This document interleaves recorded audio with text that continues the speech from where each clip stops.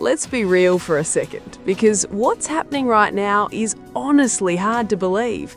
Imagine being one of the most resource-rich countries on the planet.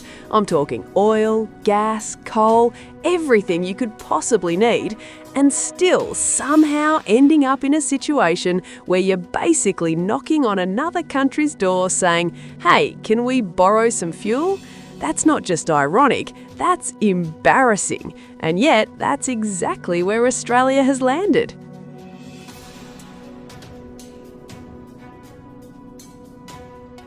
Europe. Lee Kuan Yew built that into a magnificent powerhouse, one of the great cities on the planet, and he warned that the way Australia was going, with all our left-wing craziness, we would be the white trash of Asia.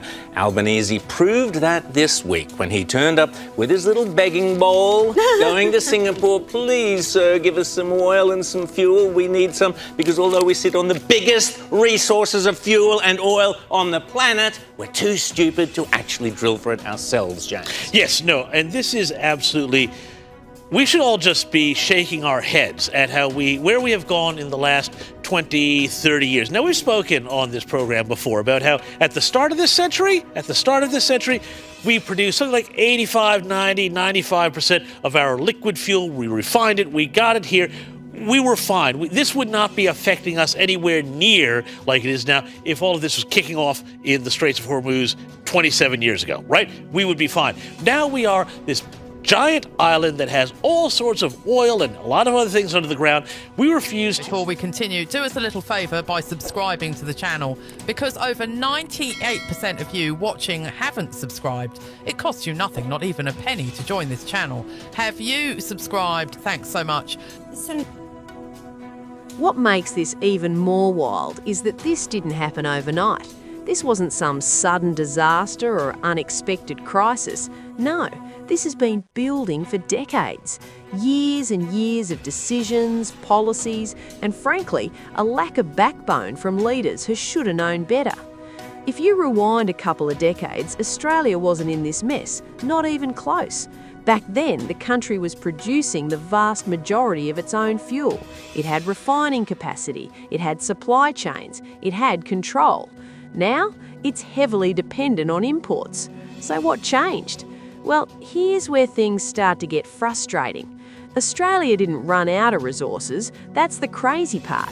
The oil didn't disappear, the gas didn't dry up, the coal didn't vanish. The country just stopped using what it had. Giant island that has all sorts of oil and a lot of other things under the ground. We refuse to get it out of the ground because it's going to be bad for the environment. We still need it, but now we go to this other little island, which has no oil capacity, but it does have refineries, and it's a big entrepot for global commercial shipping. Singapore, thanks again, as you say, to Lee Kuan Yew, the vision of that guy. And by the way, his memoirs, From Third World to First, are one of the most fascinating books about statecraft and building an island. That's a little aside here. But the fact is, we are so stupid in this country, and we have been governed. Both sides of politics have done this, by the way. But now, you know, one of the lies that needs to be refuted over and over and over again here is this whole thing where, oh, well, people say, oh, look, the market just means it's just not economically efficient for us to, you know, do mining and do oil extraction and do refining here in Australia. Nonsense. The entire energy market has been corrupted by labor, the capacity investment scheme, the safeguard mechanism, and all of these things which put... And the reason? A mix of political decisions, environmental policies, and what many would call an overcorrection driven by ideology rather than practicality. Now, don't get it twisted. Nobody's saying environmental concerns don't matter. Of course they do. But there's a difference between being responsible and completely handicapping your own economy. And that's exactly what seems to have happened here. Regulations stacked on top of regulations, projects delayed for years, investors scared off, costs driven through the roof. And on top of that, policies that actively make it harder and more expensive to extract and refine fossil fuels locally. So what do companies do in that situation? They leave. They take their money, their projects and their jobs elsewhere, somewhere with fewer restrictions, less uncertainty and a government that actually wants them to operate. And just like that, Australia starts losing its grip on its own energy independence. Now here's the part that really gets people fired up. While all of this is happening, while local production's being choked by red tape and policy pressure, the country still needs energy. People still need fuel. Businesses still need power. So instead of producing at home, Australia starts importing it. Let that sink in. A country overflowing with resources, choosing to buy from others because it made it too difficult to use its own. That's not just inefficient, that's self-sabotage. And the political side of this? Oh, it's messy, because this isn't something you can pin on just one party and call it a day. Both sides of politics have had a hand in this. That's what makes it even more frustrating. One side pushes aggressive climate policies and restrictions. The other, instead of pushing back hard and offering a clear alternative, kind of hesitates, wobbles, tries to please everyone. And in doing that, they end up pleasing no one. You've got this weird middle ground where leaders talk about balancing energy needs, but the actual policies still lean heavily in one direction, making fossil fuel development harder while subsidising alternatives.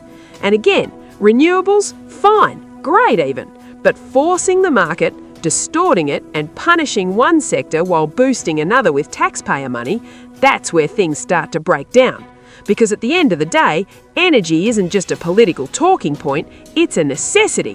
When fuel prices go up, people feel it immediately. At the pump, in their electricity bills, in the cost of goods. And right now, people are definitely feeling it. The crazy thing is, this situation was avoidable.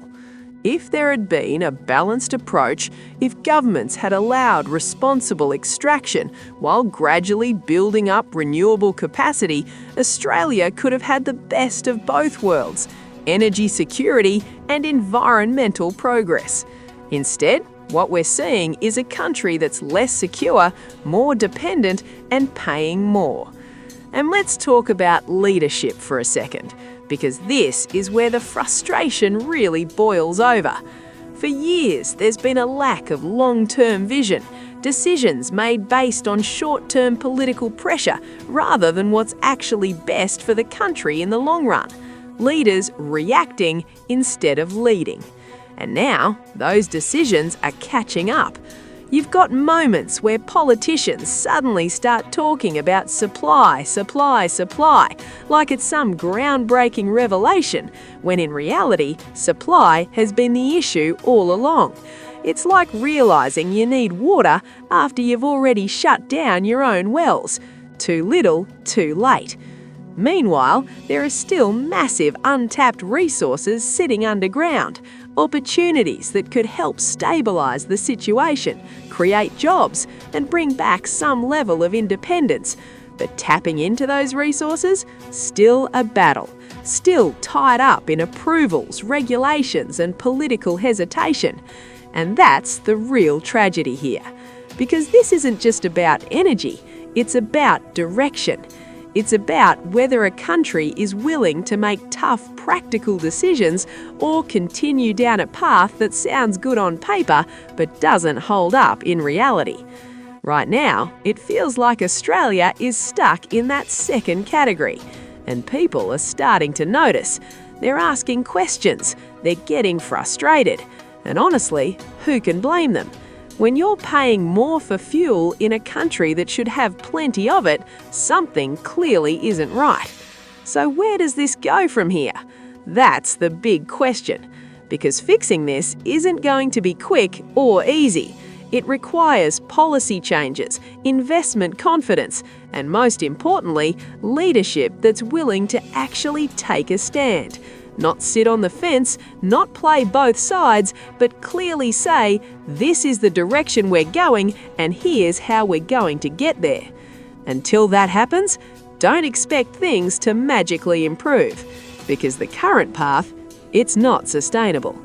And deep down, people know it. Now, I want to hear from you.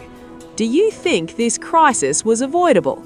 Do you think both sides of politics are to blame, or is there a clear culprit here? Drop your thoughts in the comments. Let's actually talk about this. And if you want more breakdowns like this, more real talk without the fluff, make sure you hit that like button, subscribe to the channel, and stay locked in. Because stories like this, they're not going away anytime soon.